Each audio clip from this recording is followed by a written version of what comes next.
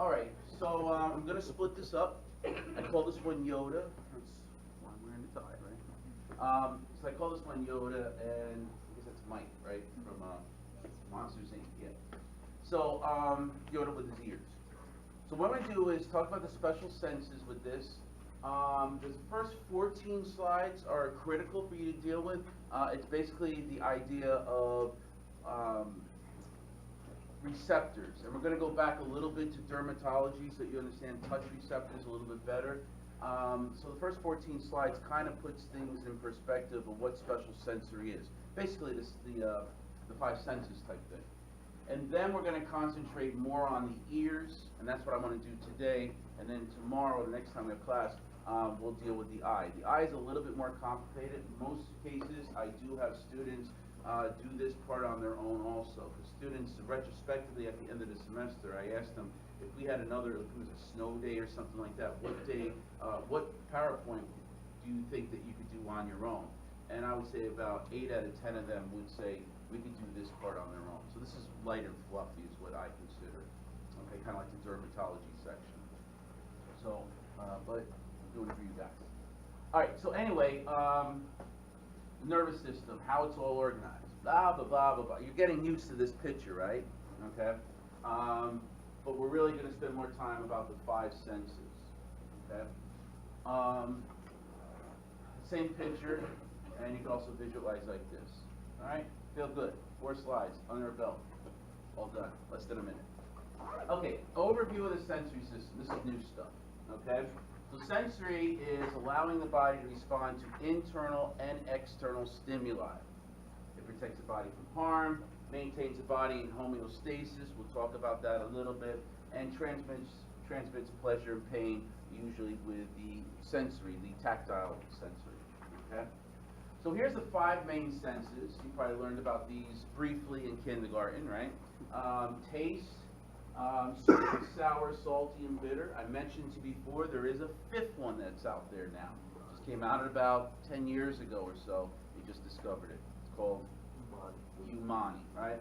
I won't ask you about it, but just so you know, you're taking A and P. I don't want you to leave here saying that there's 4, different tastes, and then you're having not an argument, a healthy debate with someone else, and I don't want you to think that you took tomorrow's class and you didn't learn about that, all right, because I'll get in trouble. So there's something called umami. It's a savory kind of taste. They found it more in the Oriental foods, Chinese food, Japanese food. They kind of showed it in there. I don't know what that actually is. But keep in mind the difference between taste and flavor. Taste happens on your tongue. Flavor, you have to incorporate your nose also.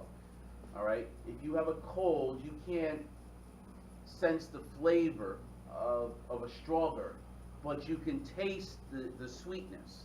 Does that make sense? You could still sense that it's bitter, like a lemon. You could put a lemon in your mouth, or you could put a strawberry in your mouth. If you close your nose, you'll sense bitter versus sweet. You just can't sense what that fruit is in your mouth. Does that make sense? Okay? You got smell, which, like I said, is closely related to the taste. Vision, hearing, and tactile sensation is touch. And we kind of talked all about those tracks going up and down the spinal cord with those. Now, when we deal with mainly the tactile sensation, that's even broken down further, and we kind of I made you appreciate those different things when you learned about the tracks.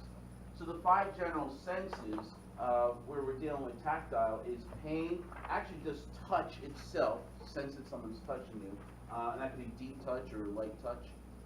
Pressure, temperature, and proprioception. So you learned about these different tracks from before. Now, 5 tactile skin receptors. We've also talked about some of this before in dermatology. Some of them are free sensor endings. In other words, the neuron goes out there and it doesn't really have a covering over it. They're just free, and I'll show you a picture so you can see what I'm talking about. They just have free nerve endings over there. And these will detect temperature, pressure, touch, and pain. Then we have Merkel receptors. and this is in large nerve endings that are associated with some of the epithelial cells. And this is going to detect texture. Is that a smooth surface? Is it sandpaper? Okay, texture. And also prolonged pressure, just someone pressing you for a very long time. We also have Meissner's corpuscles, and this will detect light touch, like a cotton ball on you. Okay. We have Pacinian corpuscles, which are also noted as the laminated corpuscles. These kind of look like an onion ring. You slice an orange, and it looks like the onion rings in there, and that's what that looks like. This is going to detect vibration. Okay? And our last one here is Ruffini receptors, and this is going to detect stretch. All right? If you put Elmer's glue on your face and then it dries, it's going to be stretching your skin, and you feel it like being tight. That's what this is going to be doing. Okay? It senses that tightness there. Okay? So this is going back to dermatology, kind of showing you different places. Here's your onion ring over here, the Pacinian corpuscle. It senses vibration. Okay? We're going to have free ending ones. The nerve ending just goes out there. There's no covering that's around here. It just goes free ending over there. Ruffinian has a covering around it. Easton and Meissner's corpuscle has a covering around it, but they're in different areas of the skin. Okay? Now, how do we classify receptors? This is stuff that you're going to be using in A&P1, well, the rest of A&P1, but all of A&P2 also. Okay? So we could actually classify them by modality. In other words, what do they sense? Okay?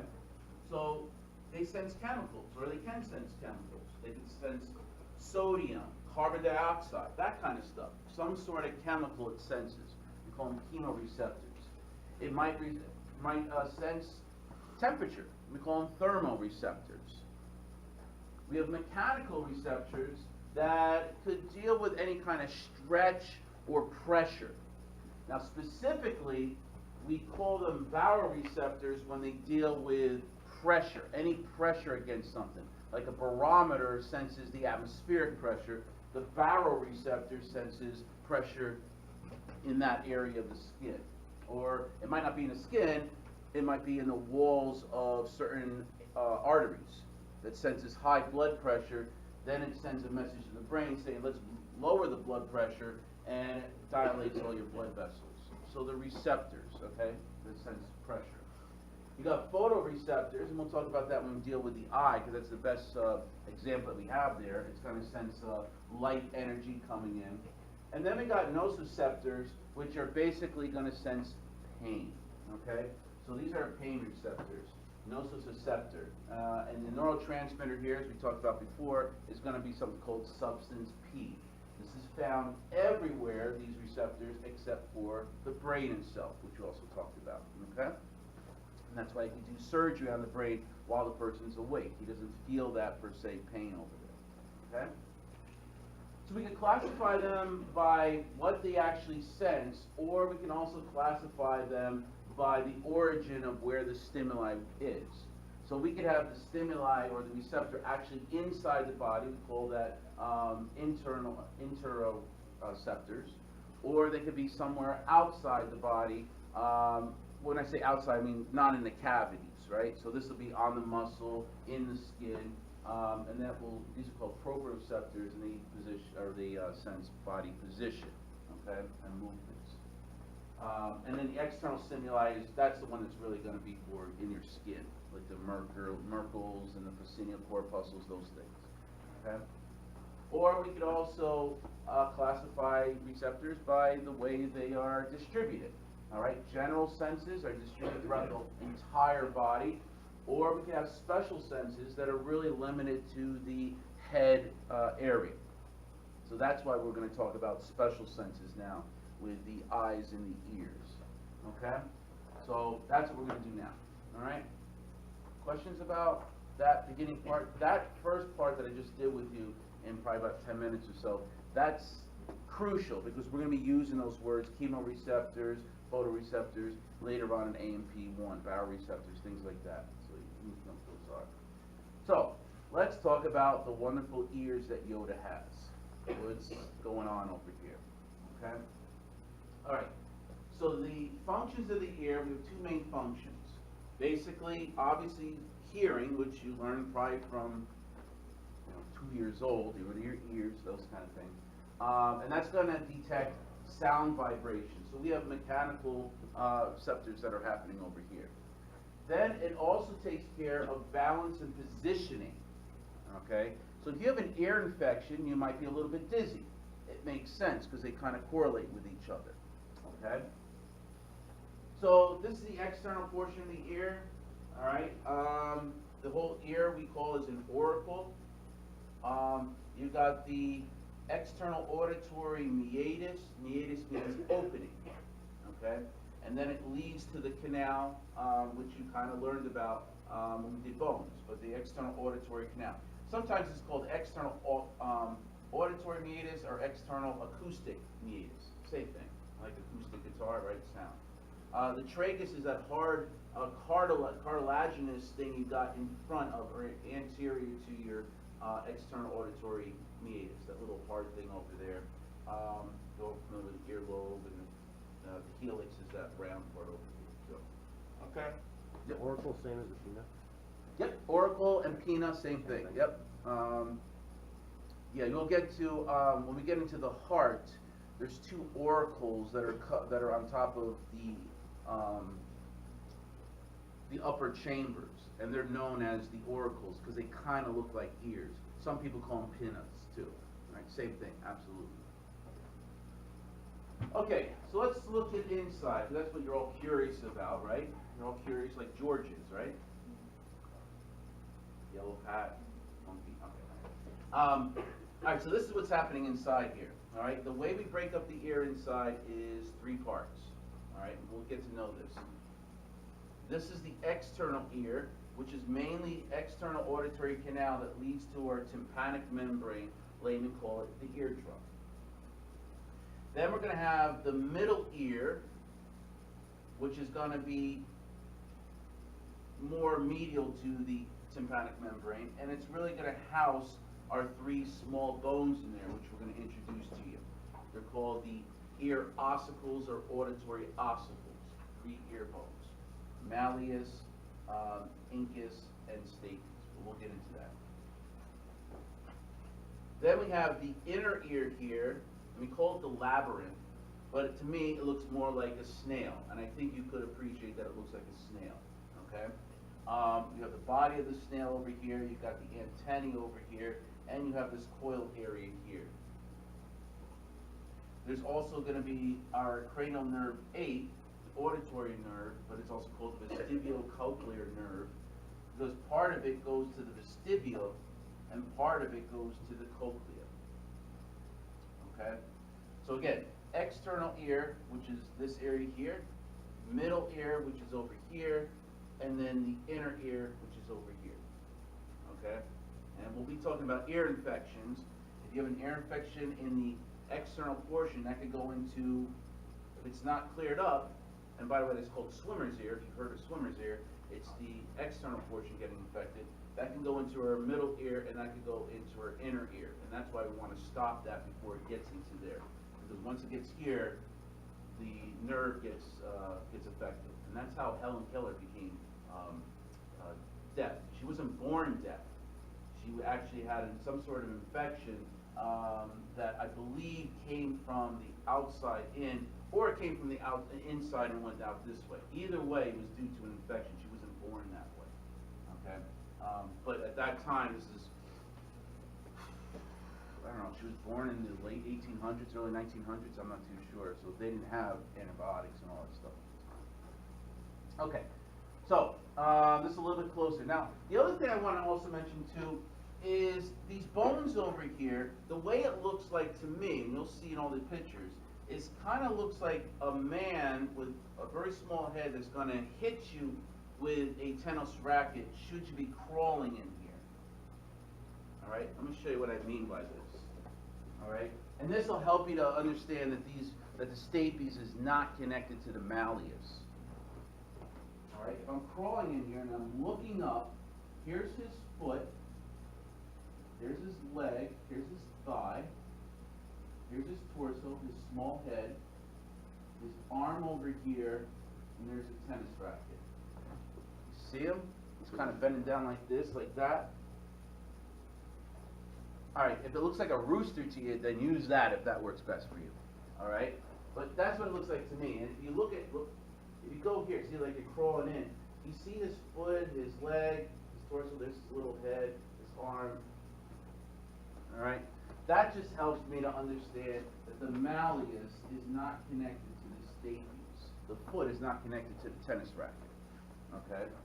So, anyway, that helps you a little, helps me. Because now every time I look at one of these pictures, which is, you're going to see a lot of them, that's what I look for, and I get oriented to where I am looking at this.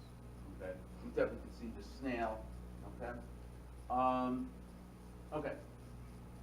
So this is what you're going to be looking at. When the doctor puts, or nurse practitioner or physician says, puts an otoscope in the person's ear, this is what they're looking at. They're looking at the tympanic membrane here. All right? Now this is on the left ear. So you're looking into it, and here's the tympanic membrane, but you also see this bone that's riding on the inside. That's the malleus. Now if I was crawling in, that's what I would be looking at. The malleus is kind of pointed downward and towards the nose. And let me go back to the picture for a moment to this, and I want you to see something. You see how this tympanic membrane, it's not straight. It's like tented up. You see that? And that's critical. Okay? Even here, you can see it tented up. When you shine a light in there, because of the way that it's tented up, you create this, what we call, it's called a light reflex, or a cone of light. It creates this cone. You see, like, it looks like a little cone here, triangle. That's important because that's telling me that it is tented up. But if there's fluid in the back, if there's an ear infection that's happened beyond, in that where the bones are, it could be pressing against that. The fluid here, it's going to press against that, and you're not going to get that reflex. Does that make sense? It's because of the angle. When you shine the light in there, you're not going to see that light. You're not going to see that cone reflex. Okay? Cone of light. So when a doctor looks in there, if he thinks that the child has an ear infection, or an inner ear infection, or middle ear infection, if he doesn't see that, there's something going on. There must be fluid behind there that is caused by an infection over there. Does that make sense? So that tenting is going on. Again, physiology reflects anatomy, right? Function reflects anatomy, or reflects structure. It kind of shows you on here, all right? So it's just showing here's the malleus, and then you have this cone that goes this way, okay? So this is what you would see. This is of the right ear. So you see how the malleus is going this way on the left ear? Now the malleus is going this way, and that's the right ear. So now you're looking at it this way. But you don't see the cone. The cone should go out like this. But there's fluid behind there, so you wouldn't see this cone. Okay? I don't need to get a culture. Well, I do need a culture to see what bug it is, but I know what it is. I can start the medication early and wait for the culture, but I could start the medication early because I know the kid has an ear infection. Does that make sense? Where does culture come from? Inside the tympanic membrane or outside? What they're gonna do is, sometimes this could be leaking out. It's so bad it could be leaking out. But we're gonna take a culture in the ear, you know, on the outside if it's external, or they can do it right from blood. Okay? They can take a culture in the mouth also. We're going to explain why children get more ear infections than adults do, and has something to do with the tube over here. And they have postnasal drip that kind of goes that way. In the back of the throat, it's loaded with bacteria, even us. So that is going to go into the middle ear. So we could actually do a throat culture and get an idea of what that is also. Okay? All right, so the external ear. Not much here. The external auditory meatus, the opening to the canal, and then you have the canal itself. And that extends to the tympanic membrane, which I said is tented up. All right? And in here we have ceruminous glands which secrete cerumen. That's the wax in your ears. The wax there is there for few reasons, right? It's there to make sure that, big foreign objects don't go in there. It's going to protect that, it's going to have some over there. But the other reason is that there is some sort of antibiotic in there too. It's not the best. I wouldn't take that and like taste it and hey, I got some antibiotics in my body, I'll get rid of the pneumonia. It's not strong to do that, so don't try it at home. But it's enough it's a deterrent that there's a small amount of bacteria that enter your ear. At least it'll deaden that. Okay, so that's what's there. The middle ear, where the bones are, okay? So it's filled with air, there should be no liquid in there, okay? And it's located in the temporal bone. The tympanic membrane is the beginning of it, okay? And it separates the external and middle ears, and this is what's going to transmit the vibrations from the sounds that you're hearing to go, the vibrations go in here, they go to the tympanic membrane, then these ear ossicles are going to move, okay? And you could imagine that there's joints here. There's a joint here, there's a joint over here. And as we get older, we have arthritis, and you could get arthritis in here, and that is going to contribute to, as you get older, you don't hear so well. Just something we look forward to. So, if you're going to say, like, where's the tympanic membrane located? Is it the middle ear, the It external separates ear, it. I wouldn't ask it like that. Okay, so it's like right in the middle. It's right, yeah, it's It's what's the going to separate. demarcation, yeah. Yeah, it's a demarcation, yeah. So I wouldn't ask you where it is per se, but it does, if I said, what delineates the middle ear from the external ear, and I can say tympanic membrane, oval window, round window, which we'll get into, then you should be able to pick up that. Here's the oval window. The oval window is where the stapes attaches to when we get into the inner ear. All right, it's called the oval window, and you know the shape of it by the name. But then we also have something called the round window. So you'll see it on the picture. Let me see if I go back over here. Okay. So the oval window is here, where the stapes attaches to. Here you're going to have what we call the oval window. I'm sorry, round window. Sorry, okay. So round window, no, oval window here, round window here. Okay? So think of so, right? S-O, stapes to oval window, right up here. All right? See, I just come up with mnemonics as I go along if I make a mistake. And that's how you should do things, right? You find things that are confusing, carpe diem. Grab the moment to come up with a mnemonic right away. Okay? So stapes goes to the oval window, and the round window's over here. So why do we have two windows? When we get into this, you'll understand it, but let me just give you a little overview. The sound waves comes in here, it's going to move this tympanic membrane, and then that's going to transmit the vibration to the malleus bone, to the incus bone, to the stapes bone. The stapes bone is going to bring that vibration in here, and it's going to go into the cochlea. And you'll see when we dissect the cochlea, the vibrations go this way, it's connected to this so that it can actually sense if it's high frequency or low frequency. But that pressure, that vibration is going to stay in there. You don't want it to stay in there. It builds too much pressure. So we're going to see that it actually escapes that way, and it goes out the round window. Okay? And then you're going to have this eustachian tube that connects the middle ear to your pharynx, to the back of your throat. And we can control the pressure over here by swallowing and allowing that pressure to go out. So again, the oval window here is going to accept that vibration. It goes through the cochlea. The sound will then travel through your cranial nerve 8 to your temporal lobe to figure out what that sound is. And then the pressure is going to go back out a different way, but go out the round window, and that pressure is going to build up here. But we can't have pressure building up here, otherwise it's going to limit these bones moving, and it's going to create too much pressure in there, and you're not going to be hearing anything. So then that pressure kind of goes out here. Kids who need a cochlear implant, do you know what the dysfunction is? There's something about, I don't know exactly what it is, but it's due to the nerve here. It's the nerve? It's the nerve itself. I don't know what's going on with that, but yeah, they'll put an implant there, and they'll make it, if it's like 50% of it gone here, they make it 80%. better, so they can hear something. Or if it's like, 10%, they make it up like 50%. So, all right. So that's the external, middle ear, and the oval and round window. We're going to get into the cochlea soon. Okay. Now, auditory ossicles, like I said, there's three. There's the malleus, incus, and stapes. All right.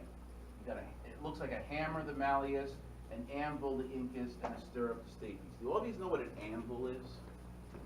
If you know the Roadrunner, Wile E. Coyote, Bugs Bunny thing, that's how I remember it. But if you know what a blacksmith does, and he takes his metal and he bangs it on this kind of looks like this big metal thing, and you're banging on it, right? If you saw it was Roadrunner cartoons, it would be from Acme. Yeah, you know what I'm talking about. So that's what it kind of looks like. The stapes looks like a stirrup. If you're riding a horse, you put your feet in the stirrups. Or if you're a female, you know what the stirrups are when you get your examination done. You put your heels in the stirrups. And you all know what a hammer is. So that's what it kind of looks like. And then, like I said, it's going to transfer the vibrations that go from the outer ear into the inner ear. Okay. And we'll talk about what that's going to do inside the ear. There's when we get into you'll see it. So here's a very schematic view to have you appreciate what these bones are doing. Here's the external ear, or the outer ear. The vibrations go here. This is the tympanic membrane. And you got three bones in here that kind of look like this metal erector set kind of thing. But you got the two joints, and it's going to transfer the vibrations. These will move, and here's the oval window. It's going to transfer the vibration in here. Goes in a certain amount of trajectory, which we'll talk about later. And then the pressure goes out here to the round window. And the pressure will build up here, but you could actually let it escape through the auditory or the eustachian tube, which leads to the back of our throat that we control. If the pressure gets too high here when you go on a plane ride, right, you want to swallow. And that actually opens this up to allow the pressure to escape so that it doesn't hurt so much. All right? That's why children have issues, because they don't know what to do, swallowing and stuff. So that's why we hear a lot of babies crying. The other way you can do this is chew gum. I'm going to give it to a kid, but chew gum. If you chew gum, you're always swallowing the flavor, so it's forcing you, encouraging you to swallow with the flavors of the gum. All right. So, do you see the guy with no head? He's going to hit you with the tennis racket. See his big foot. See, I mean, even a picture like this, you could visualize it. There's his tympanic membrane. There's his foot. His legs up here. Here's his hip. Small head. And the tennis racket. So that's why I always look for that, and I instantly get oriented where I am. So again, there's our external ear. Here's the middle ear. This is the eustachian tube, also known as the auditory tube. Okay. This would be attached to the oval window. There's the round window. Okay, and then we'll talk about the inner ear. Okay. Eustachian tube. Like I said, it connects the middle ear, where the ossicles are, to the pharynx, to the throat area. Okay? And this will equalize pressure in there when you swallow. It kind of pulls down and opens up the area to allow the pressure to escape. And you've got to do this for normal hearing. If the pressure stays in there, it's going to sound muffled, any sound that you're hearing. So this corrects that. So, kind of puts together this whole thing about why do children get more ear infections than adults. I mean, adults get them not as often as children. I don't know percentages, but it's pretty high percentages. So what's happening here is the way that the eustachian tube is angled. In a child, it's flat like this. In an adult, it's on an angle like this. So in a child, it's parallel to the floor. In an adult, it's on an angle. So what's going to happen here, if the child the eustachian tube is parallel to the floor, when the child's laying on his back, all the postnasal drip that comes from the child's throat is easily going to fall right back into the ear. It doesn't have to go upstream. When adults, when you're lying down, it has to go upstream, it has to ascend a little bit. And that's difficult for the bacteria can do if they don't have special cilia on them or flagellum on there to help them crawl up there. Okay? So that's basically the reason why, is because this postnasal drip, it's easier for it to get into the child. So when you look at this, here's a child's eustachian tube, and here's an adult's. So on a child, it's more of a flat area, but on an adult, it's more on an angle. See how that is? I mean, it's not really flat per se, but I mean, it's flatter than this. And that's the reason why. Okay? How do you equalize when you hold your nose and blow out? You could do it that, yeah, you could do it that, you could force yourself to do that, yep. You With could do it when you the air? scuba dive and stuff. Yeah, the air goes out the station tube still? Mm-hmm. Yeah, I mean, here, your ears pop, but it's in, though. It's inside, the air doesn't escape that way. Right, yeah. I just You got the remember tympanic that. membrane, it has to go out this way. Mm-hmm. Okay? Alright, so that's the reason why. So now let's talk about the inner ear, this snail that we've been talking about. Okay? There's a few parts to it, but we'll explain what the parts do later on. But basically you have the vestibule, which is basically the body of the snail itself. Alright? It's like when you first walk into the house, you're going to the vestibule, right? You're going to coming into the building over here, you got the lobby here, the vestibule. So that's what's happening here, is that the vibrations will enter the vestibule. That's why we call it vestibule. Okay? So it's going to do that. And then we have this, the shell of the snail is the cochlea. And this is the part that's going to deal with the auditory area. This vestibule is going to send the vibrations if it needs to, or sense the equilibrium to these antennae over here, and those are called the semicircular canals. That's what's really going to sense equilibrium.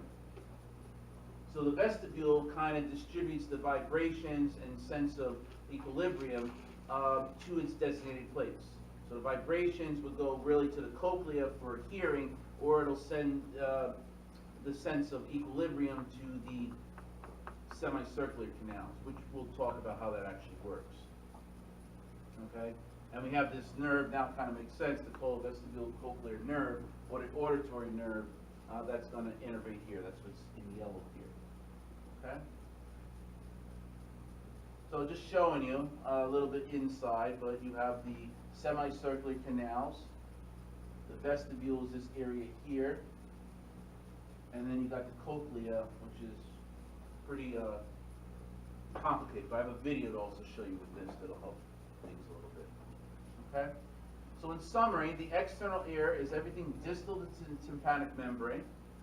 The middle ear, known as the tympanic cavity, is between the tympanic membrane and the oval window. It deals with the ears. The bones. And the inner ear is known as the labyrinth, and that's going to be proximal to the oval window. Okay? Questions on the anatomy, and then we'll now get into the physiology of this. All right, so let's do the sense of hearing first, and then we'll do equilibrium, and then we'll be done. Okay? All right. Now, the best way I could do this is, and just bear with me, I have to put it on here what these words mean. The words are going to be not straightforward, not like neural tube and neural plate. They're not as simple as that. They have bigger words over here.